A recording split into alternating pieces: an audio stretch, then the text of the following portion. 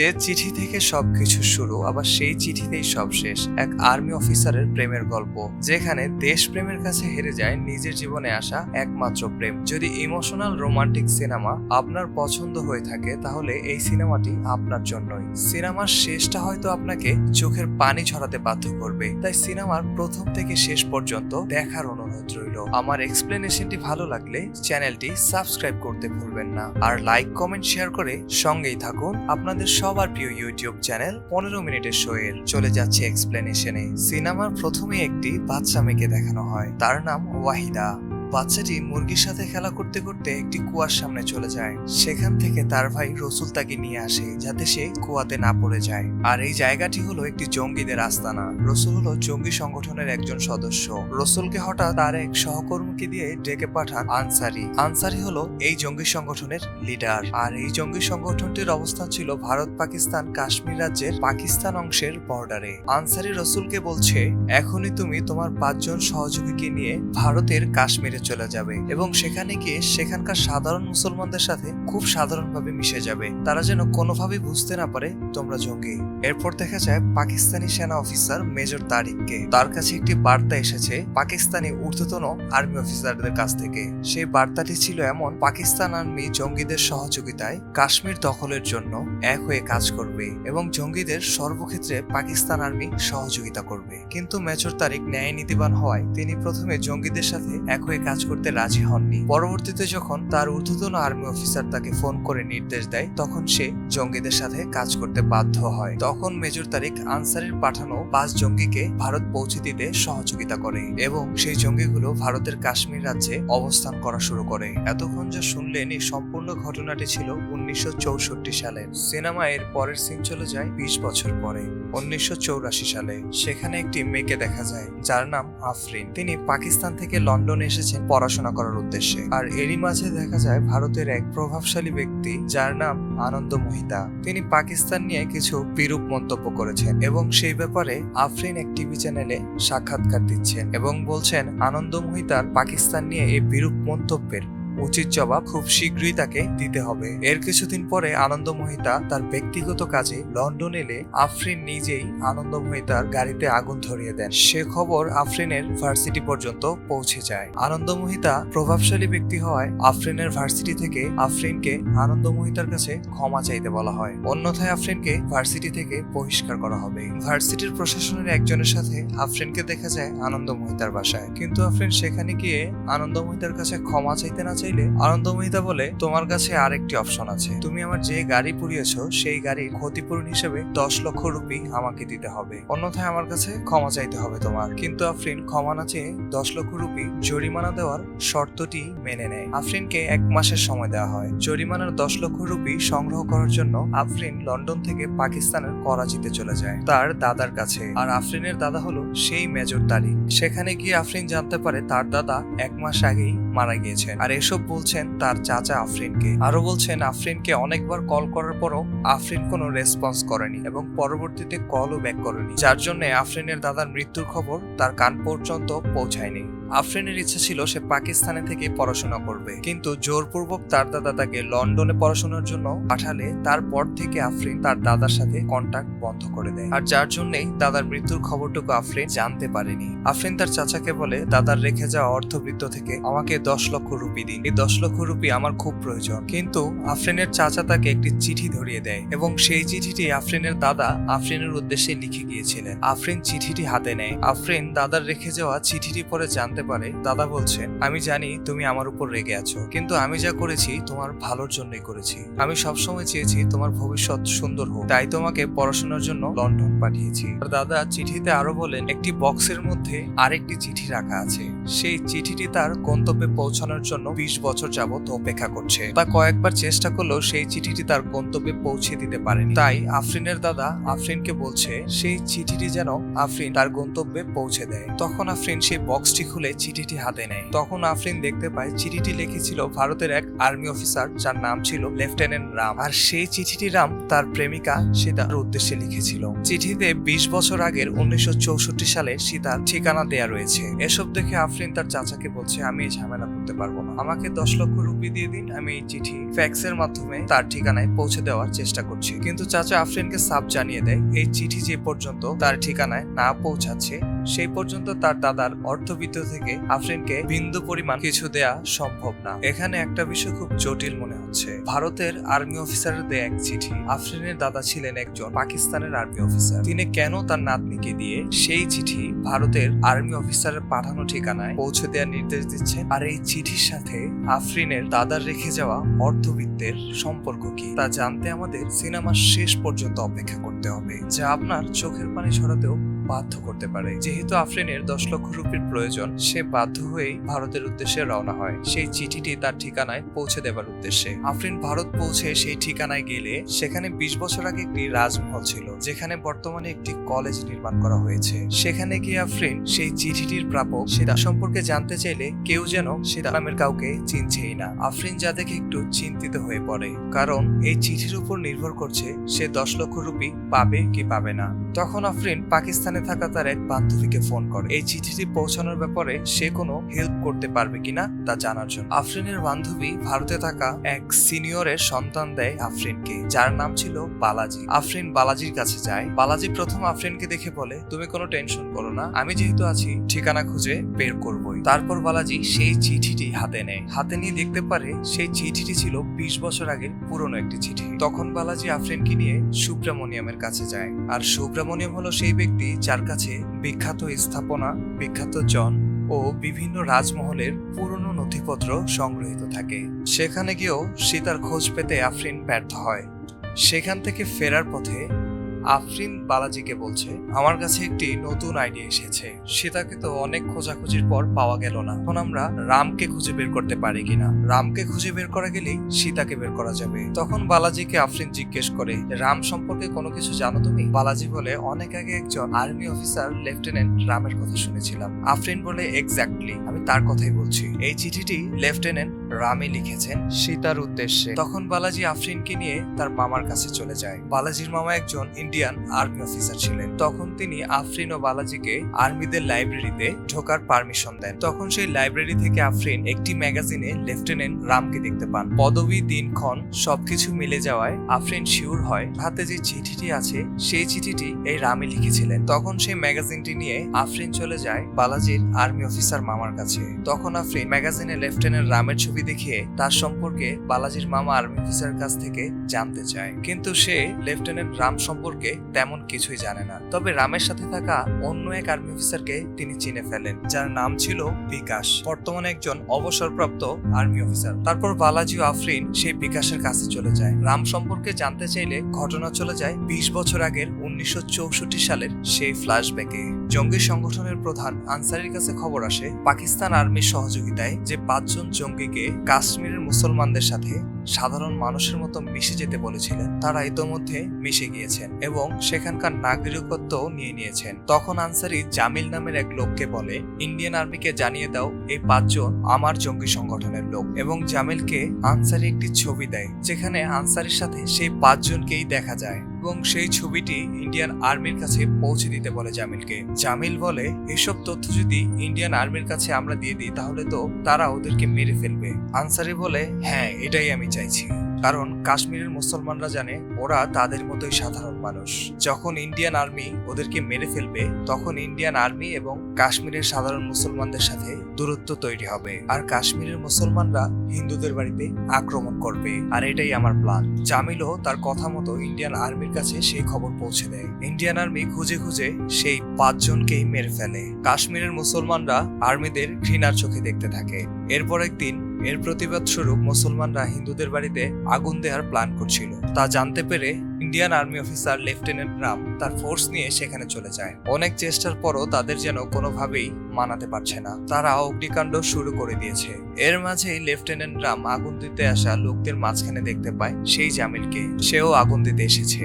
যা দেখে লেফটেন্যান্ট রাম বুঝতে পারে এখানে অন্য কোনো পরিকল্পনা রয়েছে। তখন লেফটেন্যান্ট রাম সবার সামনে জামিলের মুখে স্বীকারোক্তি আনায়। তখন জামিল বলে যে প্ল্যানটি ছিল সম্পূর্ণ আনসারির। তারপর মুসলমানদের ভুল ভাঙে, যারা কিছুক্ষণ আগে আগুন দিচ্ছিল তারাই যেন আগুন নেভাতে কাজ করছে।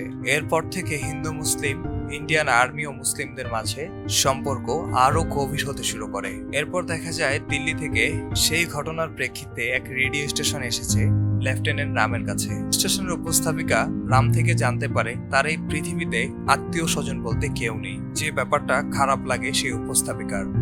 সে দিল্লিতে ফিরে গিয়ে রেডিও স্টেশনে রামের ব্যাপারে বলছিল যে তারা দেশের জন্য কত কিছু করে, নিজের জীবন পর্যন্ত দিতে দ্বিধা করে না। কিন্তু রাম এমন একটি মানুষ, তার নাকি এই পৃথিবীতে কেউ নেই, যুদ্ধে গিয়ে মারা গেলেও লাশটি রিসিভ করার মতো কেউ থাকবে না। এই বলে সে উপস্থাপিকা রামকে চিঠি পাঠিয়ে বলে, আমি আমার ছেলেকে চিঠি পাঠালাম, তোমরা চাইলে তোমার ভাই রামকে চিঠি পাঠাতে পারো। এরপর দিন দেখা যায় রামের কাছে বস্তায় বস্তায় ভারতের বিভিন্ন জায়গা থেকে মানুষ চিঠি পাঠিয়েছে। কেউ ভাই বলে সম্বোধন করছে, কেউ ছেলে বলে সম্বোধন করছে, কেউ ছুটিতে বাসায় আসার জন্য নিমন্ত্রণ করছে, যা ভালো লাগতে থাকে লেফটেন্যান্ট রামের। সে সাধ্যমতো সেগুলোর রিপ্লাইও করতে থাকে। হঠাৎ তার চোখে একটি চিঠি পড়ে, যে চিঠিটা এখনো তার পড়া হয়নি। চিঠিটা খুলে সে একটু অবাকই হয়ে যায়, কারণ সেই চিঠিতে একটি মেয়ে তাকে তার বউ হিসেবে দাবি করছে। বলছে, তুমি বলছো তোমার কেউ নেই, তুমি কি আমাকে ভুলে গিয়েছো? তাড়াতাড়ি চলে এসো, তোমাকে ছাড়া আর ভালো লাগছে না, ইতি তোমার সীতা। কিন্তু সেই চিঠিতে কোনো ঠিকানা দেওয়া ছিল না। এরপর লেফটেন্যান্ট রাম 2 মাসের ছুটির জন্য আবেদন করে। তার ছুটিও মঞ্জুর করা হয়, কারণ তার চাকরি জীবনে সে কোনোদিন ছুটি কাটায়নি। এভাবে কন্টিনিউ সীতা তাকে চিঠি পাঠাতে থাকে, কিন্তু চিঠিতে সীতা তার ঠিকানা উল্লেখ করে না। কিছুদিন পর সীতা একটি চিঠিতে বলে, আমি ওই দিন ওই সময় ট্রেনে করে হায়দ্রাবাদ থেকে বেঙ্গালুরুতে যাব। যা শুনে লেফটেন্যান্ট রাম খুশি হয়ে যায়, কারণ সীতার দেয়া চিঠিগুলো এতদিনে তার মনে জায়গা করে নিয়েছে। চিঠি পড়েই সীতার প্রতি কেমন যেন একটা টান টান অনুভব করছে। তাই সে হায়দ্রাবাদ চলে যায়। সেই সময় সেখানে গিয়ে ট্রেনে ওঠে। অনেক খোঁজাখুঁজির পর সীতাকে খুঁজে পায় লেফটেন্যান্ট রাম। তখন রাম সীতাকে একটি চিঠি দিয়ে বলে, এখানে আমার বন্ধুর বাড়ির টেলিফোন নাম্বার দেয়া আছে, তুমি এই নাম্বারে ফোন করো। সাথে সেখানে বন্ধুর বাড়ির ঠিকানাও দেয়া ছিল। আর বলে, তাহলে স্টেশনে নামার পর আমাদের দেখা হচ্ছে। এই বলে রাম ট্রেনে থাকা তার বগিতে সে চলে যায়। কিন্তু কিছুক্ষণ পর টিটি আসলে বুঝতে পারে সামনের 8টি বগি বেঙ্গালুরুতে যাবে এবং পেছনের বাকিগুলো অন্য একটি প্রদেশে যাবে। তাই ভুল করে রাম সীতাকে রেখে ভুল জায়গায় চলে গিয়েছিল। তাড়াহুড়ো করে রাম চলে আসে তার সেই বন্ধুর বাড়িতে, যার নাম্বার এবং ঠিকানা সীতাকে সে দিয়েছিল। বাসায় এসে দেখে বন্ধুর বাড়ির টেলিফোন 7 দিন ধরে নষ্ট হয়ে পড়ে আছে। কিছুক্ষণ পর সীতা খুঁজতে খুঁজতে সেই বাসায় চলে আসে, যা দেখে আবার খুশি হয়ে যায় রাম। আর এই পর্যন্তই জানা ছিল আর্মি অফিসার বিকাশের। তারপর আবার সিন চলে যায় 1984 সালে বালাজি ও আফরিনের কাছে। বিকাশ বালাজি ও আফরিনকে অন্য 2 জন ব্যক্তির সন্ধান দেয়। তারা হলেন, যে বন্ধুর বাড়ির ঠিকানা এবং টেলিফোন নাম্বার রাম সীতাকে দিয়েছিল, সেই বন্ধুকে বিকাশ আবার চিনত। তাছাড়া বিশু নামের আরেকজন আর্মি অফিসার, যার রামের সাথে ঘনিষ্ঠতা ছিল, দুজনের ঠিকানা এবং ফোন নাম্বার আফরিনকে বিকাশ দিয়ে দেয়। তারপর আফরিন সন্ধান পাওয়া 2 জনের একজন বিশুকে কল করে, কিন্তু সেই কলটি অন্য কেউ রিসিভ করেছিল। তাকেই আফরিন বলে যে, আমি লেফটেন্যান্ট রামের ব্যাপারে কিছু জানতে চাচ্ছি। এই কথাটি সেই লোকটি আবার বিশুকে গিয়ে বলে যে, কেউ একজন ফোন দিয়ে লেফটেন্যান্ট রামের ব্যাপারে জানতে চাইছিল আপনার কাছে। তখন বিশুকে দেখা যায় একটু ঘাবড়ে যেতে। সে তাড়াতাড়ি করে আফরিনের সেই নাম্বারে ফোন করে, কিন্তু আফরিনের বাস চলে যাবে, এই কারণে আফরিন ফোন রেখে তাড়াতাড়ি বাসে উঠে পড়ে। কিন্তু বিশু বলে, এই মেয়েকে আমার জানতে হবে, ওকে আমার প্রয়োজন। বিশু আফরিনকে খুঁজতে শুরু করে। বালাজি ও আফরিন চলে যায় বিকাশের কাছ থেকে সন্ধান পাওয়া রামের সেই বন্ধুর কাছে। যেখান থেকে বিকাশ শেষ করেছিল, ঠিক সেখান থেকেই রামের বন্ধু শুরু করে। ঘটনা আবার চলে যায় 1964 সালের সেই ফ্ল্যাশব্যাকে। রামের বন্ধু আফরিন ও বালাজিকে বলছে, রাম ও সীতার প্রেম তখন জমে উঠেছিল। তারা একদিন বৃষ্টিতে ভিজতে ভিজতে একটি বাসায় গিয়ে ওঠে। সেই বাসার এক দাদিমা তাদের জিজ্ঞেস করে, তোমরা কি হাজবেন্ড ওয়াইফ? রাম বলে, না, আমরা আগামী 7 দিন পরে বিয়ে করতে যাচ্ছি। এখানে ছিল দাদিমার এক নাতিন। সে জিজ্ঞেস করে, আচ্ছা তোমাদের কি লাভ ম্যারেজ? রাম বলে, হ্যাঁ। তারপর আবার জিজ্ঞেস করে, আচ্ছা তোমাদের প্রথম কোথায় দেখা হয়েছিল? রাম বলে, আমাদের ট্রেনে দেখা হয়েছিল। কিন্তু সীতা বলে, না, আমাদের দেখা হয়েছিল কাশ্মীরে। তখন রাম একটু অবাক হয়ে যায়। তখন ঘটনা চলে যায় সেই পেছনে, যখন মুসলমানরা হিন্দুদের বাড়িতে আগুন দিতে গিয়েছিল। ঠিক সেই দিনই সীতা একটি ডকুমেন্টারি বানানোর জন্য কাশ্মীরে গিয়েছিল কিছু ফুটেজ সংগ্রহ করার জন্য। রাত হয়ে গেলে দাঙ্গার মাঝখানে আটকে পড়ে যায় আফরিন। আর তখন সীতার উপর হামলা করতে আসলে সীতাকে রাম সেভ করে এবং তাকে ঘাতকরা ভোগ করতে চাইলে সীতাকে রাম নিজের বউ হিসেবে পরিচয় করিয়ে দেয়। আর তখন থেকেই রামের প্রতি সীতার ভালোবাসা তৈরি হয়।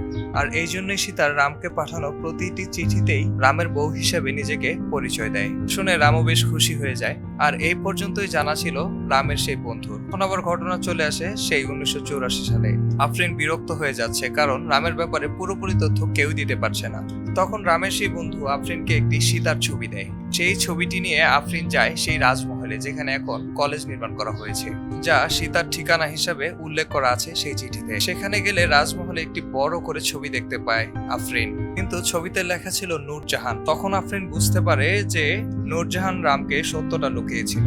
সে তাকে সীতা নামে পরিচয় দিয়েছিল রামের কাছে। তারপর তারা সেই নূরজাহানের সন্ধান করতে থাকে। তারা নূরজাহানের এক বান্ধবীকে খুঁজে বের করতে সক্ষম হয়। প্রথম থেকেই যেহেতু আমরা নূরজাহানকে সীতা নামে চিনেছি, তাই গল্প বোঝার সুবিধার্থে আমি সীতাই বলবো। তারপর সীতার বান্ধবী আফরিনকে বলতে থাকে রামের 2 মাসের ছুটির আর 4 দিন বাকি ছিল। তখন রাম যারা রামকে চিঠি পাঠিয়েছিল তাদের অনেকের বাসায় গিয়েছিল, অনেকের সমস্যা সমাধানের চেষ্টাও করেছে। এরই মাঝে একটি মেয়ে রামকে ভাই বলে সম্বোধন করে বসে, কিন্তু তার পারিবারিক অবস্থা এমন ছিল খুব বাজেভাবে জীবনযাপন করছিল। তখন রাম নিজের সঞ্চয়ের সব টাকা দিয়ে সেই বোনকে একটি বাড়ি করে দেয় আর সীতার কাছ থেকে বিদায় নিয়ে চলে যায় সে আর্মি ক্যাম্পে। এখানে যাওয়ার পর রামের যেন কিছুই ভাল লাগছিল না, কিছুতে সে অমনোযোগী হয়ে পড়ছিল। এইদিকে সীতাদের একটি পারিবারিক বিজনেস ছিল ওমানের সাথে। সেখানে হঠাৎ 7 কোটি রুপি ব্যবসায় লস হয় সীতার ভাইয়ের। সেই লসের কিছু অংশ পুষিয়ে দেওয়ার একমাত্র ক্ষমতা রাখে শুধু ওমানের এক রাজ পরিবার। এই রাজ পরিবারের এক ছেলের সাথে সীতার ভাই সীতার বিয়ে ঠিক করে, কিন্তু সীতা সেই বিয়েতে রাজি হয় না। আর তখনই সীতার ভাই সীতাকে রাম নামের কোনো একজনের সাথে ফোনে কথা বলতে দেখে। তখন সীতাকে জিজ্ঞেস করলে সীতা বলে সে রামকে ভালোবাসে। রামের পরিচয় জানতে চাইলে সীতা তার ভাইকে বলে রাম ভারত আর্মির একজন লেফটেন্যান্ট। তখন সীতার ভাই বলে ওই ছেলে তো হিন্দু। সীতার যেহেতু অরিজিনাল নাম নূরজাহান, নূরজাহান বলে তাহলে আমি আজকে থেকে সীতা হয়ে গেলাম। এই বলে সে রামের কাছে সেই কাশ্মীরে চলে যায়। এরই মাঝে ভারত আর্মি একটি অপারেশনের প্ল্যান করে, যে অপারেশনটি এমন হবে যে অপারেশনের কথা কেউ জানবে না, এমনকি ধরা খেলে ভারত আর্মি স্বীকারও করবে না এরা ভারতের আর্মির সদস্য ছিল। সেই অপারেশনটি ছিল সেই জঙ্গ সংগঠনের প্রধান আনসারি এবং তার শিষ্যদের বিরুদ্ধে। তখন ভারতের ঊর্ধ্বতন আর্মি অফিসাররা জানতে চায় এই অপারেশনে কে কে যেতে ইচ্ছুক। সেখানে রাম তার হাত উত্তোলন করে। সেই অপারেশনে যাওয়ার আগে রাম সীতাকে তার একটি ব্যাজ দিয়ে যায়। এই ব্যাজটি পানিতে পড়ে ভিজে গিয়েছিল। রাম সীতাকে বলেছিল এই ব্যাজটি শুকানোর আগে আগেই আমি অপারেশন শেষ করে তোমার কাছে চলে আসব। এইদিকে আবার ঘটনা চলে যায় 1984 সালে। সেই আর্মি অফিসার বিশু যাকে আফরিন কল করেছিল, সে আফরিনকে খুঁজতে খুঁজতে রামের বন্ধু বিকাশের কাছে চলে আসে। বিকাশকে এসে বিশু জিজ্ঞেস করে আফরিন নামের কেউ কি এসেছিল তোর কাছে? তখন বিকাশ বলে হ্যাঁ এসেছিল, লন্ডন থেকে এসেছে, ওরা একটি বই লিখতে চাচ্ছে, যার কারণে লেফটেন্যান্ট রাম সম্পর্কে জানতে চেয়েছিল, আমি তোর নাম্বার দিয়ে দিয়েছি। তখন বিশু বলে ও লন্ডন থেকে আসেনি, ও এসেছে পাকিস্তান থেকে। তখন বিকাশ একটু অবাক হয়। তখন আফরিনের হোটেল অ্যাড্রেস বিকাশের কাছে থাকায় বিকাশ সেই অ্যাড্রেসটি বিশুকে দেয়। আর এইদিকে আফরিন সীতার খোঁজ করে জানতে পারে তার বান্ধবীর কাছ থেকে সীতা লন্ডনেই বেশিরভাগ সময় থাকে, কিন্তু সে এখন ভারতের কাশ্মীরে অবস্থান করছে। তখন আফরিন তার হায়দ্রাবাদের হোটেল ছেড়ে কাশ্মীরের উদ্দেশ্যে রওনা হয়, বালাজিকে সাথে নিয়ে সীতার উদ্দেশ্যে। আর এরই মাঝে বিশু তার আর্মি ফোর্স দিয়ে আফরিনকে ধরার উদ্দেশ্যে কাশ্মীরে রেড দেয় এবং সেখান থেকে আফরিনকে অ্যারেস্ট করে নিয়ে যায়। বালাজি ভারতের নাগরিক ছিল বলে তাকে আর নেয় না। সীতাকে পৌঁছে দেওয়ার সেই চিঠিটি ছিল বালাজির হাতেই। আফরিনকে বিশু জিজ্ঞাসাবাদ করতে থাকে। আফরিনকে জিজ্ঞেস করে তুমি কেন রাম সম্পর্কে জানতে চাও? তখন আফরিন তার চিঠির ঘটনা সম্পূর্ণ বিশুকে খুলে বলে। বিশু তখন আফরিনকে বলে আমি রামের কাছে সারা জীবন কৃতজ্ঞ, কারণ আমরা পাকিস্তানি জঙ্গি সংগঠন আনসারির 5 জন ছেলের 4 জনকে মেরে ফেলেছিলাম। যে একজন বেঁচে ছিল, একদিন রেস্টুরেন্টে বসে থাকার সময় সে একদিন আমার দিকে বন্দুক তাক করে, আর তখন রাম কৌশলে অন্যদিকে একটি আওয়াজ করে। তখন সেই ছেলেটির মনোযোগ ওই দিকে চলে যায় আর আমি ছেলেকে উল্টো কবজা করে নিতে সক্ষম হই। কিন্তু রাম এতই ট্যালেন্টেড অফিসার ছিল যে পরক্ষণে ওই ছেলেটির সাথে আন্তরিক একটি সম্পর্ক করে নেয় এবং সেই ছবিটি ভারত আর্মি জামিলের কাছ থেকে নিয়েছিল। সেই ছবিতে থাকা আনসারি ও অন্য সদস্য সম্পর্কে সেই ছেলেটির কাছ থেকে রাম জানতে চায় এবং সেখানে একটি ছোট মেয়ে বাচ্চাকে দেখা যায়। ছেলেটি বলে এই বাচ্চাটি আমার বোন। তখন ছেলেটির কাছ থেকে কৌশলে রাম জঙ্গি আস্তানার সন্ধান নেয় এবং এই ছেলেটিকে ওয়াদা করে তার বোনকে যে কোনো কিছুর বিনিময়ে সেখান থেকে উদ্ধার করে নিয়ে আসবে। আর সেই অপারেশনের উদ্দেশ্যে রাম চলে যায় আনসারের সে আস্তানায়। একে একে আনসারি সহ সেই জঙ্গি সংগঠনের সবাইকে মেরে ফেলতে সক্ষম হয় ভারত থেকে পাঠানো আর্মিদের সেই স্কোয়াড। যেখান থেকে চলে আসার মুহূর্তে সেই রুম থেকে একটি বাচ্চার কান্না বের হয়ে আসে, যা কানে এসে পৌঁছায় লেফটেন্যান্ট রামের। তারপর রাম সেই বাচ্চাটিকে উদ্ধার করতে এগিয়ে যায়। অন্যান্য অফিসাররা দ্রুত সেই স্থান ত্যাগ করে ভারতে চলে আসে। সেই মেয়েকে উদ্ধার করতে গিয়ে লেফটেন্যান্ট রাম ও বিশু পাকিস্তানি আর্মিদের কাছে ধরা পড়ে। এইদিকে রাম ও বিশু কোথায় আছে তাদের পরিবারের কেউ জানে না। সীতা বুঝতে পেরেছে রাম পাকিস্তান আর্মির কাছে আটকা পড়েছে। তাদের পাকিস্তানি আর্মির পক্ষ থেকে অমানবিক নির্যাতন করা হয়, কিন্তু মেজর তারিক রামের প্রতি বেশ মানবিক আচরণই করছিল। কারণ বাচ্চাটিকে বাঁচাতে যদি রাম না আসতো তাহলে সে সেফলি এখান থেকে বের হয়ে যেতে পারতো। তখন আফরিন বলে সে যদি বাচ্চাটিকে বাঁচাতে না চাইতো তাহলে তো তার আর্মিদের কাছে ধরা পড়তে হতো না। তখন বিশু বলে সেই বাচ্চাটিকে জানো? তখন আফরিন বলে কে? তখন বিশু বলে সেই বাচ্চাটি তুমি। বিশ্বাস করতে না চাইলে আফরিনের ছোটবেলার নাম ওয়াহিদা নামটিও বলে দেয় বিশু। এসব জানার পর আফরিনের নিজের প্রতি যেন অপরাধ বোধ কাজ করছে। পর বিশু বলে সেই চিঠিটা কোথায়? সেই চিঠিতে এমন কিছু লেখা ছিল যা বিশুর সমস্যার কারণ হয়ে দাঁড়াতে পারে। এই জন্য বিশু বারবার চিঠির সন্ধান করতেছিল। আফরিন বলে ইতোমধ্যে হয়তো চিঠিটা সীতার কাছে পৌঁছে গিয়েছে। আফরিন যখন প্রথমে চিঠিটি তার চাচার হাত থেকে নিয়েছিল তখন সে এই চিঠিটির মর্ম না বুঝতে পারলেও এখন সে উপলব্ধি করতে পারছে তার জন্যই লেফটেন্যান্ট রামের সীতাকে হারাতে হয়েছে, তার জন্যই লেফটেন্যান্ট রামের ফাঁসিতে ঝুলতে হয়েছে। ওইদিকে দেখা যায় রাম সীতার উদ্দেশ্যে লিখেছে, 8 মাস যাবৎ বাইরের সূর্য কেমন আমি জানি না। আমি পাকিস্তান আর্মিদের কাছে ধরা খেয়েছি। আমি জানি তুমি আমার জন্য অপেক্ষা করছো। আমি আদৌ ফিরে আসতে পারবো কিনা তাও জানি না। চিঠিতে রাম আরো লিখে, হঠাৎ শোনা যায় পাকিস্তানের এক সৈন্য ভারতেও আটকে পড়েছিল, আর সেই সৈন্যর বিনিময়ে রাম ও বিশ্ব থেকে তারা একজনকে ছাড়বে। তখন পাকিস্তান আর্মি থেকে ভারতের এক কোন আর্মি ক্যাম্পের সন্ধান জানতে চাওয়া হয় বিশ্ব ও রামের কাছ থেকে। যে ওই ক্যাম্পের সন্ধান দিবে তাকেই তারা মুক্ত করে দিবে। কিন্তু রাম কোনোভাবেই সেই তথ্য দিতে রাজি হননি। কিন্তু বিশ্ব নিজে বাঁচার জন্য নিজের দেশের সেই গোপন ক্যাম্পের তথ্য পাকিস্তান আর্মিকে দিয়ে দেয়। পাকিস্তান আর্মি বিশ্বকে মুক্ত করে দেয় এবং রামের ফাঁসির আদেশ দেয়া হয়।